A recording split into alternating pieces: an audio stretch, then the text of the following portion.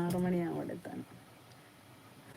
4 driver ഇല്ല, driver ഇവിടെ wait ചെയ്യും, ഞാൻ ചെല്ലുന്നവരെ വെയിറ്റ് ചെയ്യും. ഒരു ദിവസം ഞാൻ ഉറങ്ങിപ്പോയി.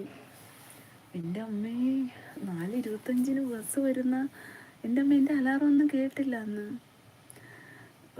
4:25 ബസ് വരുന്നത് ഞാനിങ്ങനെ എങ്ങനെയോ വെറുതെ ഉണർന്നതാണ്. ഫോൺ സൈലൻ്റ് ആയിരിക്കും കേട്ടോ ഉറങ്ങുമ്പോൾ. വെറുതെ ഉണർന്നിട്ട് ഇങ്ങനെ മൊബൈലെടുത്ത് നോക്കി, സമയം നോക്കാനായിട്ട് നോക്കിയതാണ്. നോക്കുമ്പോൾ ഡ്രൈവർ ഡ്രൈവർ കമാൽ കോളിംഗ് എന്നിങ്ങനെ കാണിക്കുന്നു.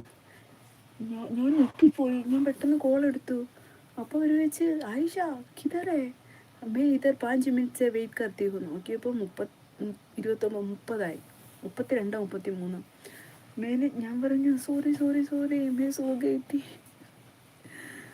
തോടാ അഭി ആയേഗി എന്ന് പറഞ്ഞിട്ട് പെട്ടെന്ന് ഞാൻ പോയി പല്ല് തേക്കുന്ന ശീലം അല്ലെങ്കിലും ഇല്ല, പെട്ടെന്ന് പോയി വാ കഴുകി ഒരു പർദ്ദ എടുത്ത് വെച്ച്, പർദ്ദ ഇട്ടില്ല ഞാൻ, പർദ്ദ കയ്യിലെടുത്ത് റൂമിലിട്ട് ഡ്രസ്സോടെ തന്നെ ഇറങ്ങി. ബാഗൊക്കെ തലേദിവസം എടുത്ത് വെച്ചിട്ടുണ്ടായിരുന്നു, ബാഗും വെള്ളമൊക്കെ ഫോണൊക്കെ.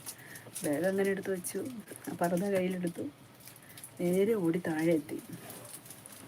താഴെ റിസപ്ഷൻ എത്തിയപ്പോൾ പുള്ളിയുടെ വണ്ടി കണ്ടില്ല.